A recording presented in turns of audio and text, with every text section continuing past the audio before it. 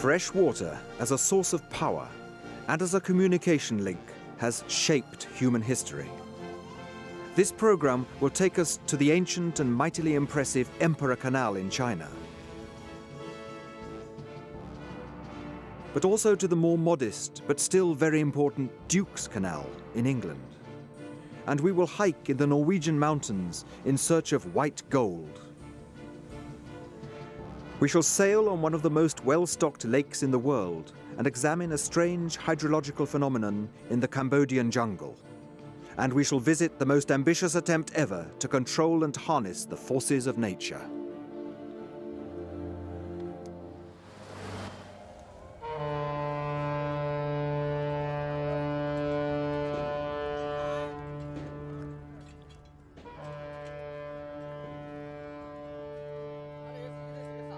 Huddled against the bitter January cold, we have made our way by riverboat up the Yangtze to Tvedt, a bustling inland port, 2,000 kilometers from the sea.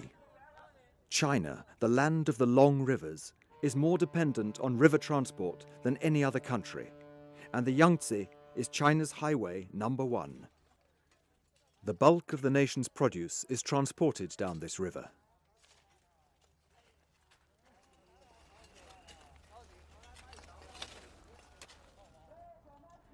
Heading for a riverboat, these coal heavers illustrate a salient feature of the general history of trade. In many places, right up to the first decades of the 20th century, rivers were the main highways. Along their shores, towns and villages naturally grew up.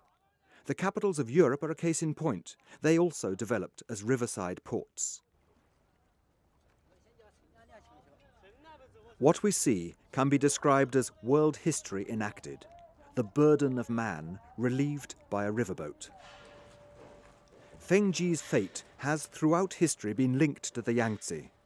Now the city stands poised on a historic watershed.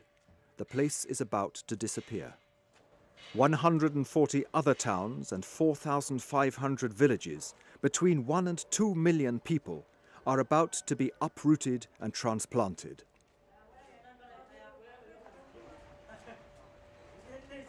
The whole area will be inundated by a man-made lake 600 kilometers in length.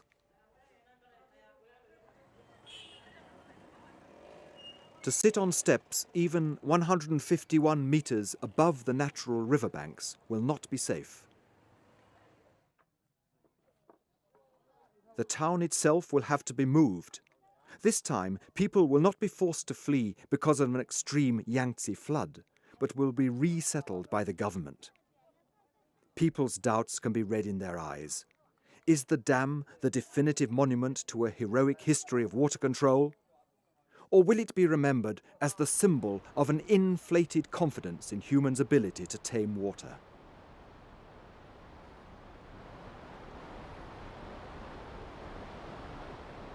This we don't know. What we do know is that the whole character of the river system in China is being transformed.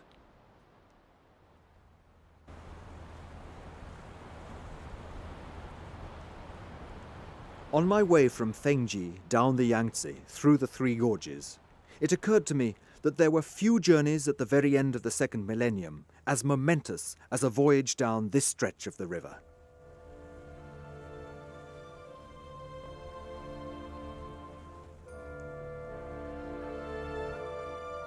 A 200-meter-high wall of concrete would soon check the flow of the world's fourth longest river. This dam, Three Gorges Dam, would, for good or for bad, directly affect the daily lives of hundreds of millions of Chinese. Then the gorges themselves will be history. These towns will disappear, and the river will cease to exist as a river. The Chinese have an age-old saying that sums up the struggle to harness the power of water.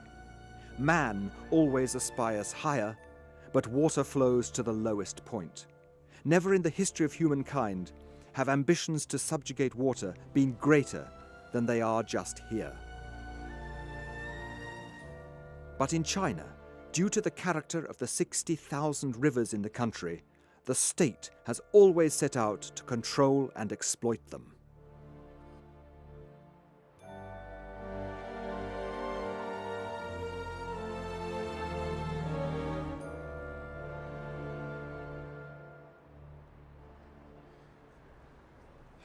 And here is the site of the world's first major dam, the Dujiangyang. It was built more than 2,250 years ago. Since its construction, the surrounding plain has suffered neither flood nor drought. But it was during the last part of the 20th century that the nation's rivers really came under assault. At the time of its founding, in 1949, the People's Republic of China had no large reservoirs and no more than 40 small hydroelectric stations. By 1985, China had more than 80,000 reservoirs and 70,000 hydroelectric stations.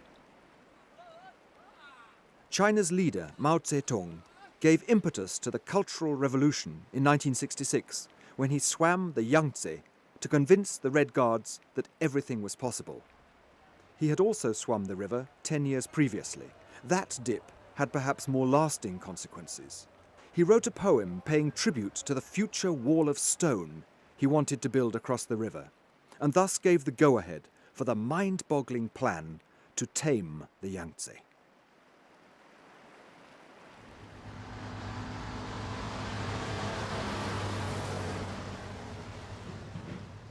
Under construction in the midst of this technological antheap is the Three Gorges Dam, the world's largest hydroelectric plant.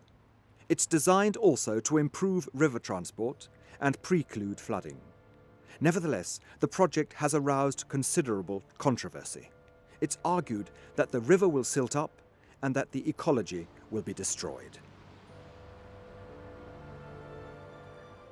Whatever will be the final result here, if at some future date archaeologists from another planet search through what is left of our civilization, they may well conclude that the true temples of humanity were huge dams.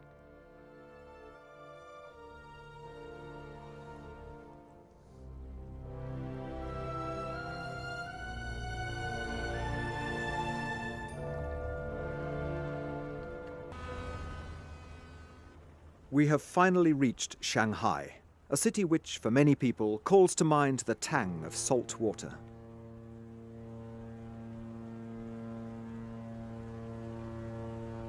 But the seafarers who penned apologetic letters home to their wives and children were not shanghaied in a real seaport. The heart of the port is the Wangpo, a small tributary of the Yangtze. When British traders first arrived, early in the 19th century, all they found here was a small village. They were seeking a strategic outlet for the opium trade, which should pay for imports of tea.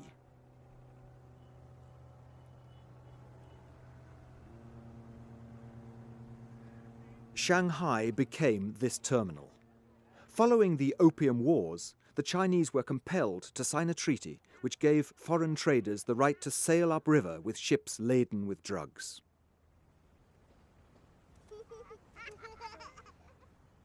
And Shanghai eventually evolved into a city with a population numbered in millions.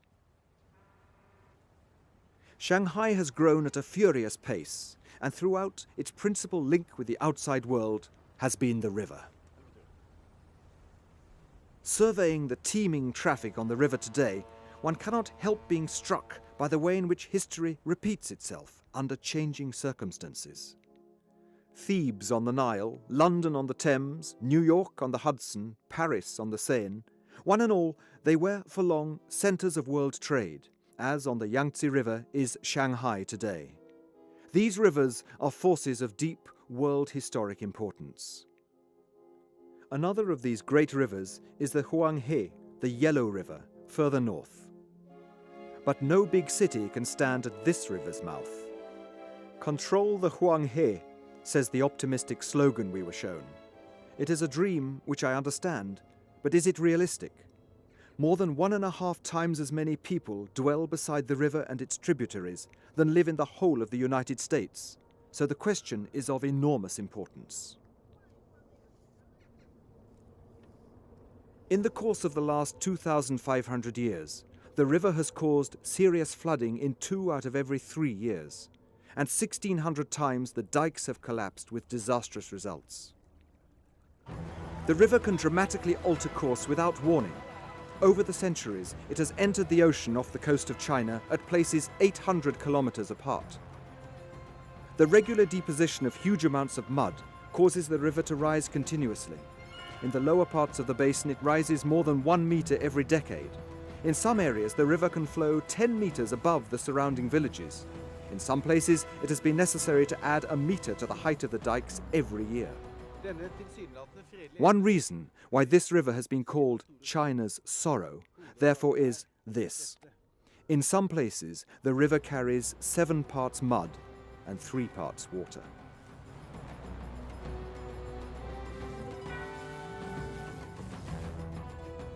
Throughout history, the more or less annual mobilization of the people against the forces of the Yellow River helped to make the Chinese state and the power of the emperor enormously strong. But it has also fostered, perhaps, unrealistic dreams and discourses about what human control can achieve. Now there are 12 big dams on the river. Some critics say that the river is destroyed, more prone to flooding, and it seldom ever reaches the ocean anymore. The high-walled dikes stretching far away into the distance are a graphic testimony to the existence of a strong social order, a well-organized preemptive bulwark against the next flood, which always is expected. Behind the dikes, life goes on. But the potential threat of the river does not go away. The Chinese peasant knows that alone he would be at the mercy of the river. Over the centuries, this dependency on collective efforts and state authority has shaped the relationship between the state and the citizen in China.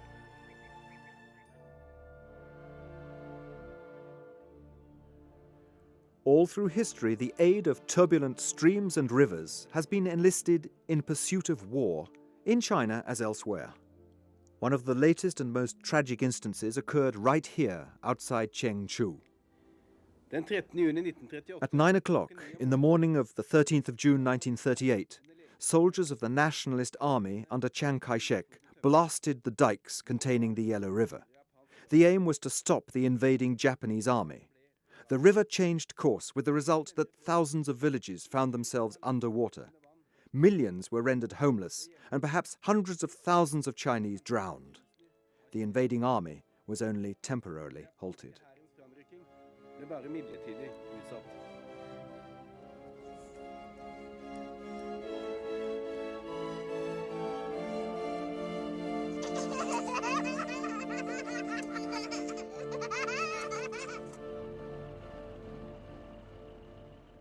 We are sailing on one of history's biggest and most time-consuming construction projects. Everyone has heard of the Great Wall of China.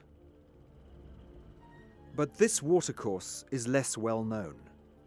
Under the watchful eyes of 50,000 guards, 5.5 million labourers were conscripted to excavate this canal. 2 million of them are reported to have died in the process.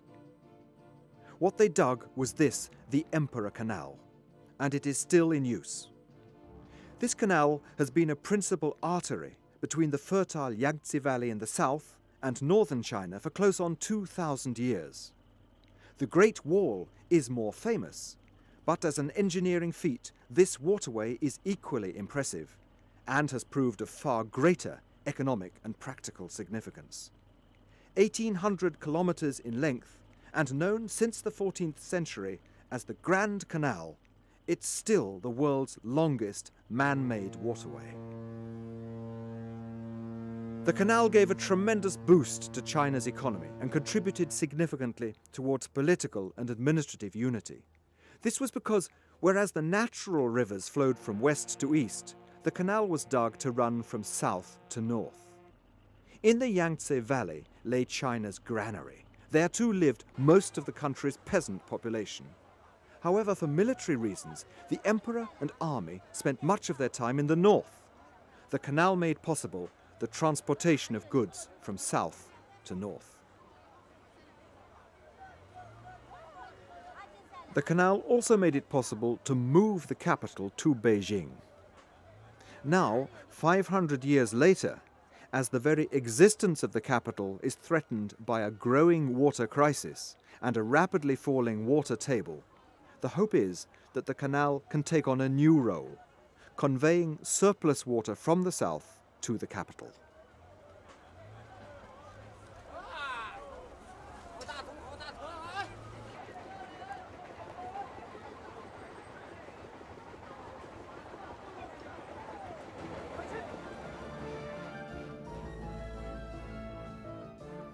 As China's history has revolved around the rivers, the future of the country will also depend on the use of her waters.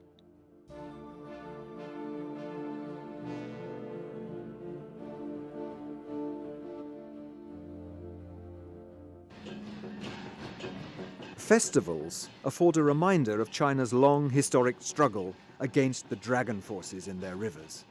China's very birth in the mythical past was made possible by Emperor Yu's ability to control the waters. But will the Yangtze really be tamed behind the walls of the Three Gorges Dam?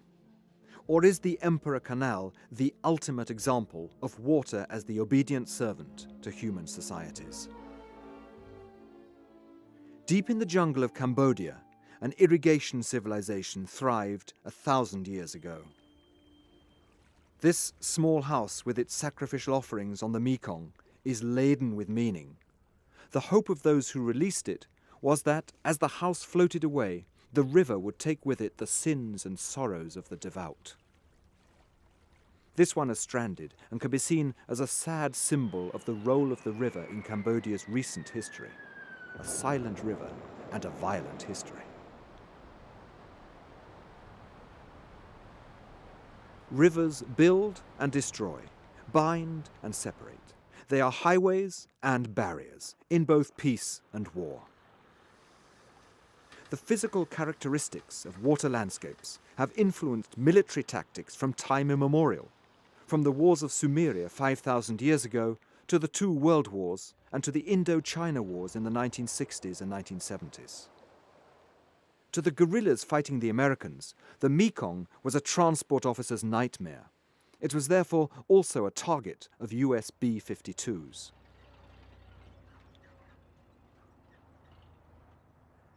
The Mekong carried soldiers and munitions to fight the Americans, and the US government sent its ships upstream.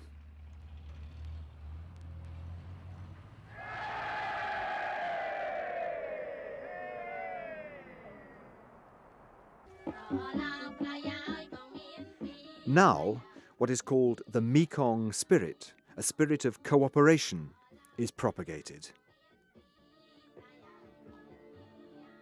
But is the situation so bright? The 4 lower basin states signed the Mekong Agreement in 1995, but China and Myanmar were not parties to it.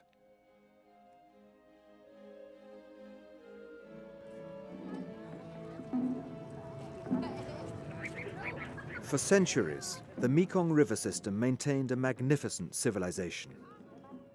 Angkor Wat, one of the biggest and most impressive temple complexes in the world, was the focal point, surrounded by 3 enormous water tanks. To the south was the lake Tonle Sap. The Khmer civilization was capable of growing 3 to 4 rice crops a year and developed the first city in human history of over 1 million people. We are bound for Tonle Sap, a natural wonder and one of the best stocked lakes in the world. The lake is drained by the river Sap, a tributary of the Mekong, entering it not far from Phnom Penh. When the Mekong is in flood, it acts as a barrage and keeps the waters of the Sap pent up, so much so that the waters flow back up towards the lake. Then the area of the lake more than doubles and its depth increases 5-fold. It has enabled cultivation along its shores, and the floodwaters bring in additional nutrients for the fish. It was fundamental for the Khmer civilization, as it is important for the local people today. The lake can demonstrate that river systems bind together people living hundreds of kilometers distant. What is done with the Mekong River far upstream will affect the lives of people living far up a tributary downstream. 80 potential dam sites for electricity production have been identified. If such plans are implemented, the fishing villages, which either float free or are raised on stilts, may find their existence threatened.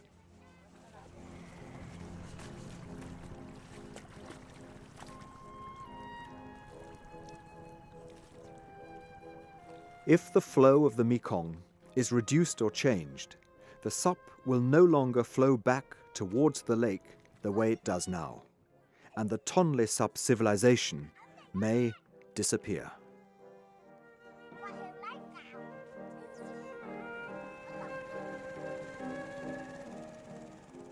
The rational management of international river basins therefore requires the ability and power to find a balance between different legitimate interests.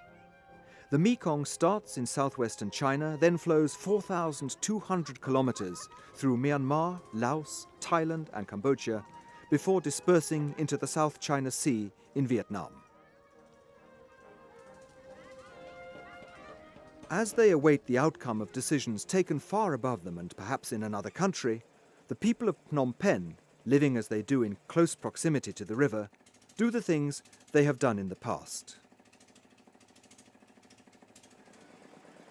They keep, for example, fish beneath the floorboards. If poverty is to be reduced in these areas, the resources of the river must be utilized to better effect. At the same time, the Mekong River Commission now warns that due to unplanned overexploitation, the river's ecosystem is deteriorating to levels where recovery may not be possible.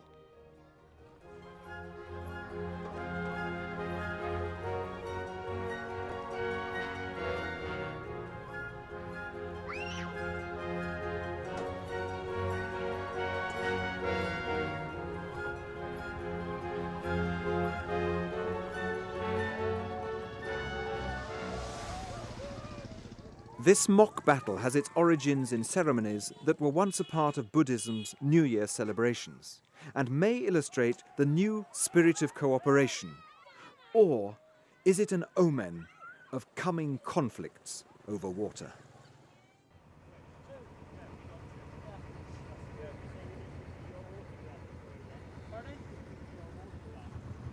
The Mekong and the Manchester canals are worlds apart. Today, England's canals are a tourist's delight. 200 years ago, however, those selfsame narrow and modest canals did much to spark off the Industrial Revolution and help to explain why it took place precisely here, on this flat, wet island in the Atlantic Ocean. There were no cars in those days, no steamships or trains either. Transporting coal and other heavy goods was a very laborious and costly task. The horse-drawn wagons employed had a tendency to bog down in the mud of the unmade, rutted roads. True, many of the rivers were navigable all year round, and they were dredged and improved to enable them to accommodate bigger boats. The problem was that the location of the coal mines and markets did not always coincide with the courses taken by the rivers. The British solved this drawback by building canals, lots of canals, and linked the rivers into a unique national network of waterways. Boats like this, a typical barge that has now been converted for tourism, helped to open up a new world historic era, the triumph of industrial capitalism.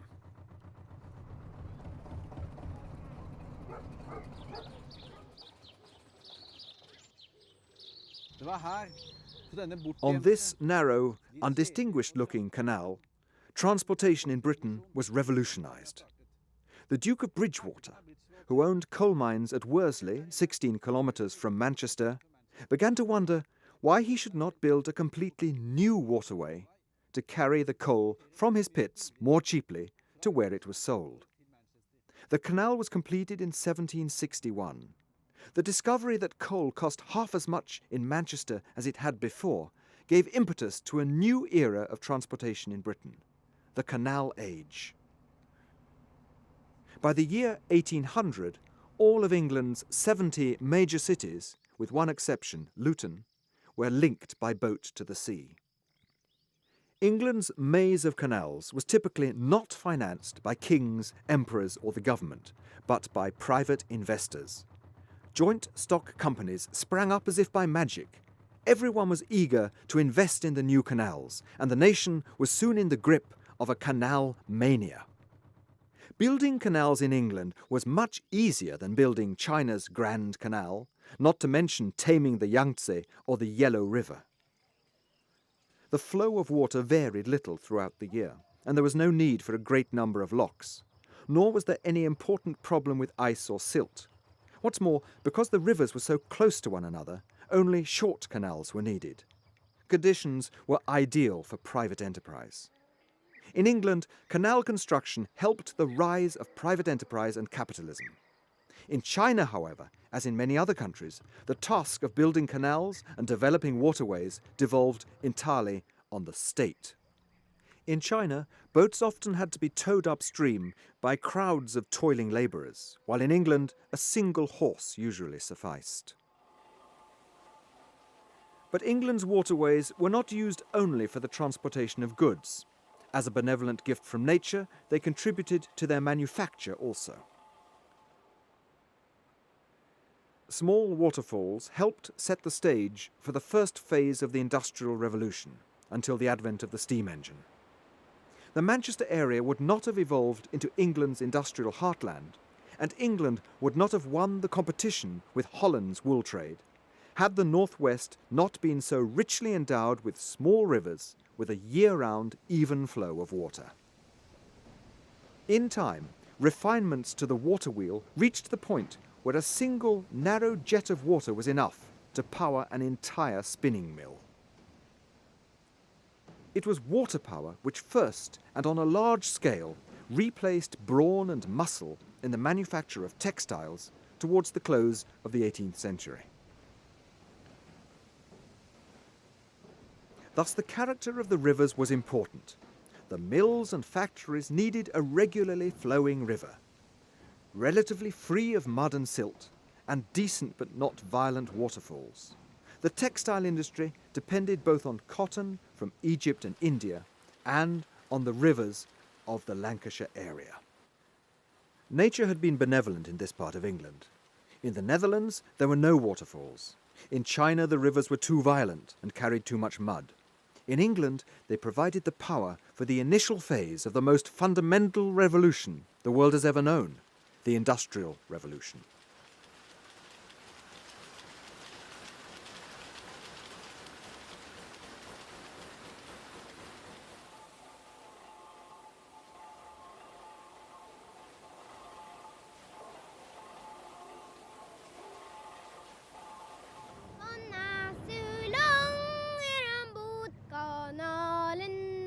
Norway is another European country in whose history rivers have played a vital role. Norway is also richly endowed with waterways and water, but unlike China, Cambodia and England, it's almost devoid of rivers and canals suitable for transport. There are, however, a couple of exceptions. One of them is the Telemark Canal.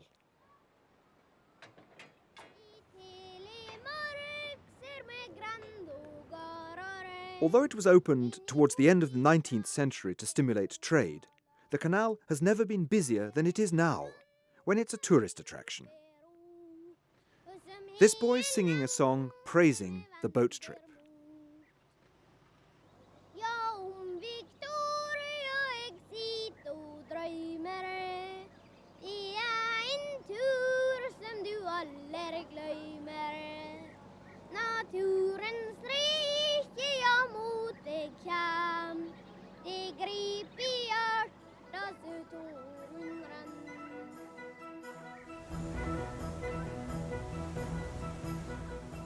Norway is known as the land of the fjords. Historically, however, And from an economic point of view, it's more important that it's a land with thousands of waterfalls. From the mountain heights, capped as they are by huge accumulations of snow and ice and lashed by heavy rain, the rivers do not run straight down into the sea. Norway's rivers descend to the sea by degrees, twisting and turning via a myriad of large lakes and small lakes, to debouch into still more streams and rivers that flow high, day in, day out, all year round. At crucial points in the nation's history, the specific character of Norway's waterfalls and rivers have lent themselves to exploitation. For centuries, Norway's grain mills were powered by water, as was normal in most of Europe and in Asia.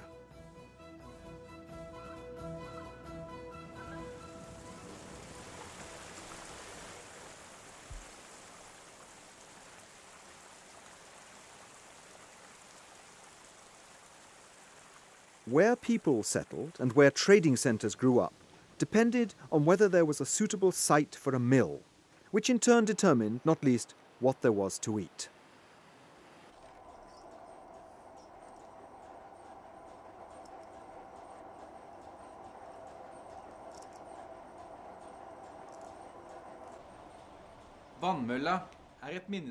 The watermill is a memorial to one of the most decisive technological revolutions in the history of mankind. For the first time, machinery was driven by something other than the muscular strength of animals and men. For close on 2,000 years, prior to the advent of the steam engine and electricity, water was virtually the sole source of power. In many places in Norway, it was customary for every farm to have its own mill. Suitable rivers and streams were to be found practically everywhere.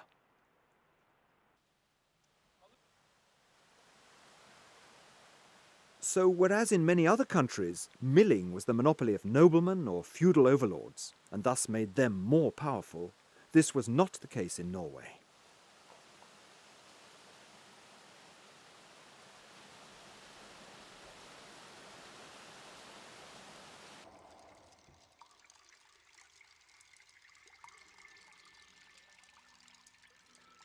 In countries where fast-flowing rivers and streams were non-existent, or flowed at the wrong time of the year, or carried too much silt, the people often had no choice. Grain had to be ground by hand.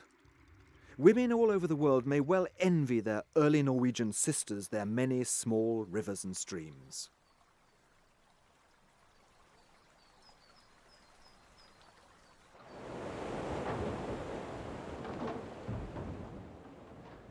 The strong currents, so characteristic of Norway's narrow rivers, made them unsuitable for navigation, but ideal for floating logs, usually.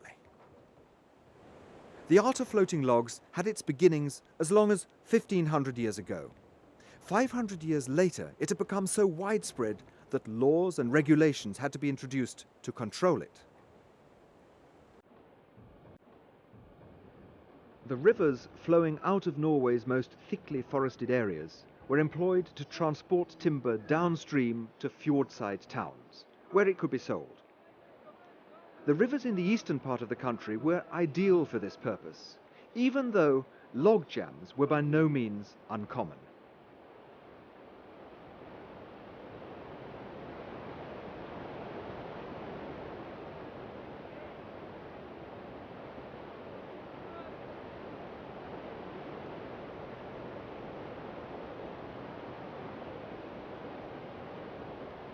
Sometimes lumbermen had to resort to dynamite to free the piled-up logs. Here an explosive charge on a long pole is being inserted beneath the jam.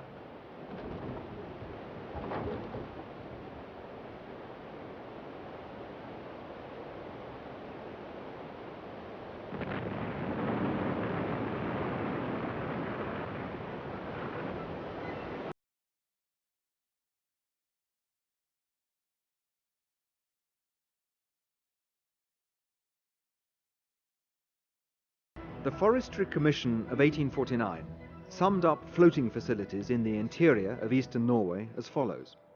As a rule, all major rivers are more or less suitable for floating down forest products. That they were was a well-nigh incalculable regional and national advantage at a time when Europe was crying out for timber.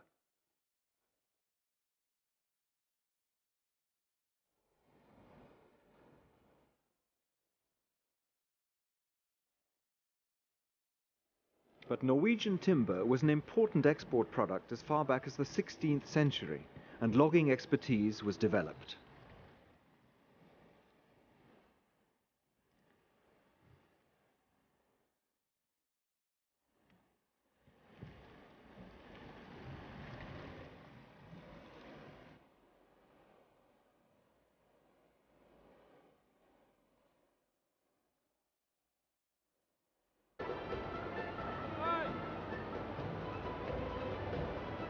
In the wake of Christopher Columbus and Vasco da Gama, Dutch and British overseas trade expanded, and with it came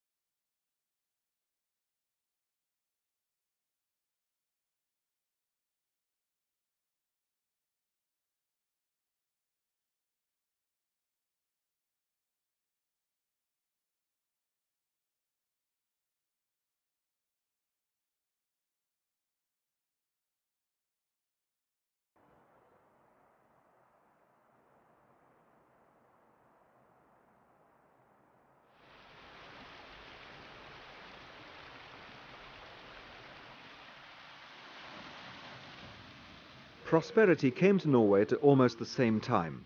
The source was a simple invention, a saw powered by a wheel driven by water. Norway abounded in rivers sufficiently fast-flowing to turn the heavy and primitive water wheel available at the time.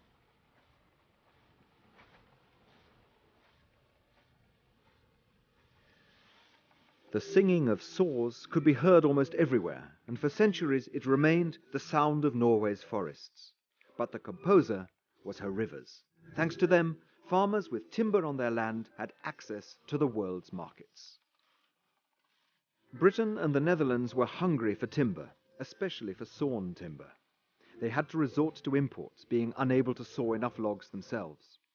Both Sweden and Finland were densely forested, but it was Norway that possessed the best and the most waterfalls to power the saws.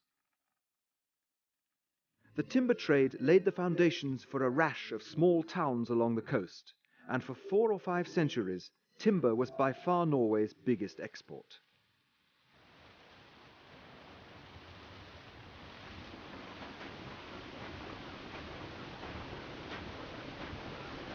When steam came in the 1860s, it meant that sawmills were no longer tied to riverbanks, with the result that Norway lost the hegemony it had so long enjoyed. But the river's finest hour, in terms of economic importance, was yet to come. The early years of the 20th century gave birth to the phrase, "white coal, Norway's gold." Electricity had been developed, and new power-hungry industry eagerly turned to the energy latent in Norway's towering waterfalls.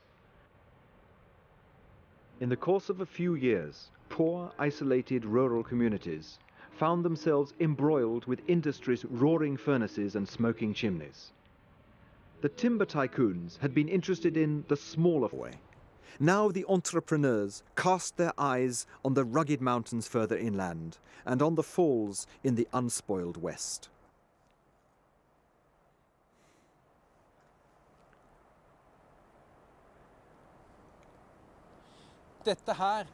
This is the very epitome of Norway's industrial revolution. White coal plunging down into the valley within the confines of black iron penstocks. These giant conduits symbolize not only the combination of Norwegian water power and foreign capital, they also tamed the water on which the new age was so dependent. The relationship of water to society had taken a revolutionary new turn.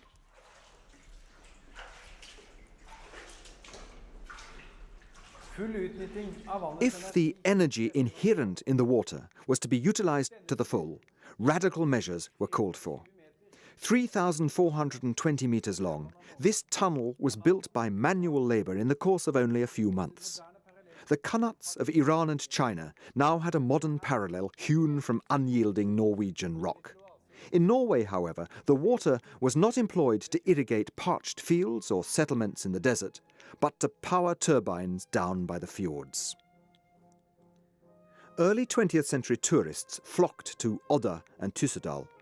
Although they were among the most backward rural communities in Western Europe, they had something visitors delighted to see: waterfalls. In 1904, no fewer than 12,000 tourists, the majority from abroad, visited Odda. Small though it was, the town had 11 hotels, among them Norway's largest. The Norwegian Mountain Touring Association constructed the Tourist Highway in 1898. The wild and unspoiled landscape of Western Norway was in stark contrast to the countryside of England and the continent, which explains why Belgium's king, Britain's prime minister, and the German Kaiser all found their way here. Another distinguished visitor was Karl Marx's close collaborator Friedrich Engels, who wrote that the local people were very primitive but of healthy, strong, and handsome stock. He also said that Western Norway was a world in which people still retained both character and initiative, and were accustomed to acting independently, albeit, by foreign standards, rather strangely.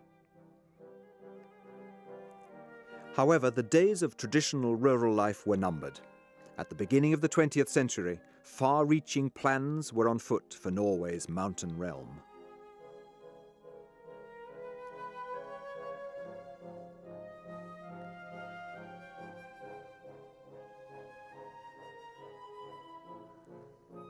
It was not long before Tyssestrengen, one of the highest waterfalls in Europe, disappeared from view. Such was the spirit of the age that the Norwegian Mountain Touring Association sold its rights in the falls to the developers. This exploitation of the country's waterfalls enabled Norway, a land without coal, to industrialize.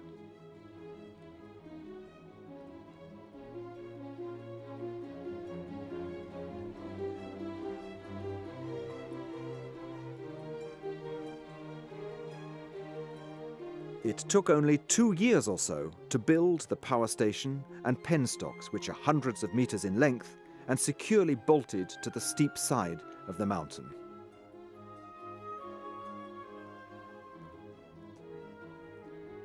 The falls laid the foundation for a belt of industrial communities and flaming furnaces all along the coast. They also provided unique opportunities for decentralization of the nation's commercial and industrial structure, and encouraged strong local government.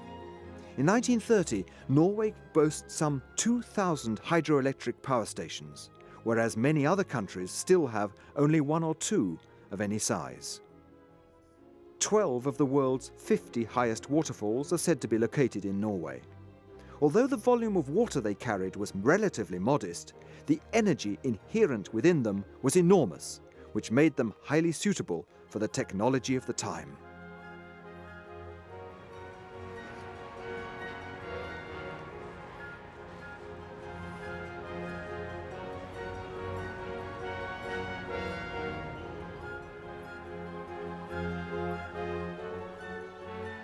Today, these power stations stand as monumental tributes to Norway's industrial revolution. In most countries, rivers are regarded as public or common property. That was not the case in Norway. An example: here on the Ringedal Dam at Tysse, 2 initials, R and B, can still be seen. They stand for the name of a private speculator who simply bought the rights to the falls.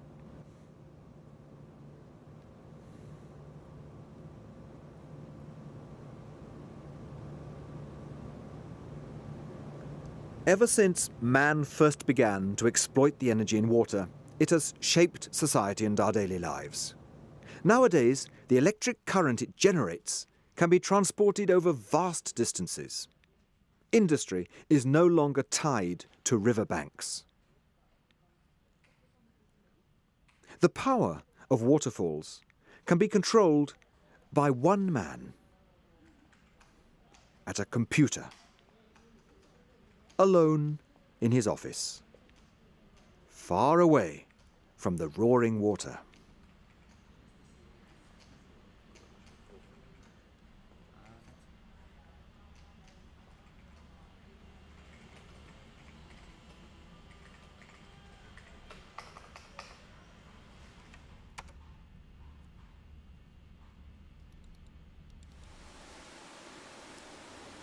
Norway is a water country. It's worth remembering that long after coal deposits have been exhausted and all the oil and gas pumped out, not only from beneath the North Sea but all over the world, the snow that carpets the mountain plateau and the rain that drenches the hills of western Norway will continue to melt and flow.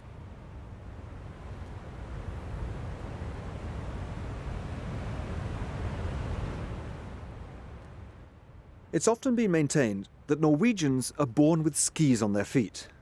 But compared with people in many places elsewhere in the world, it would be truer to say that they are born ready equipped with rubber boots.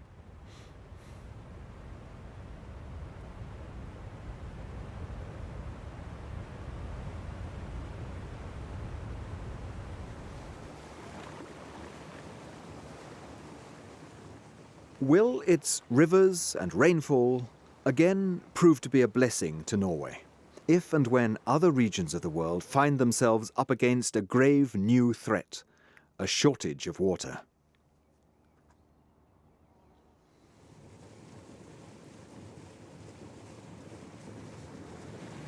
A tug with only its captain and a minimal crew on board tows a huge bag of fresh water out from a West Country fjord to a region where water is in short supply. Is this a future parallel to the women gathered at the village pump and the aqueducts of ancient Rome? This bag can hold 10,000 cubic meters of water. What will happen the day it becomes technologically possible to transport 10, perhaps even 50 times as much water in the same simple manner? Will it be possible to alleviate regional variations in access to rain and fresh water at an affordable price? And when the last of the oil has been pumped out from the North Sea bed, will water form the basis of the Norwegian rain coast's new export industry?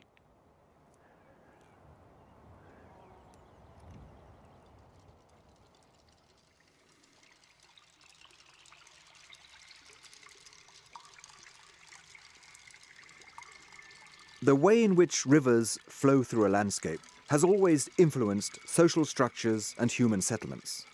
It has also determined the location of grain mills, sawmills and factories. It has made its impact felt on trade and the dissemination of culture, on the strategies of military leaders and on national frontiers.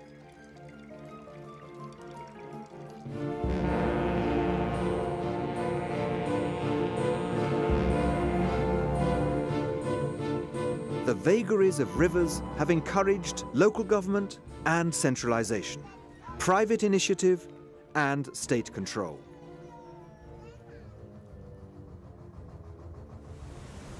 As rivers keep on flowing, day after day, year after year, and are often society's arteries, lifelines, they have always created and recreated a wide range of opportunities for social development.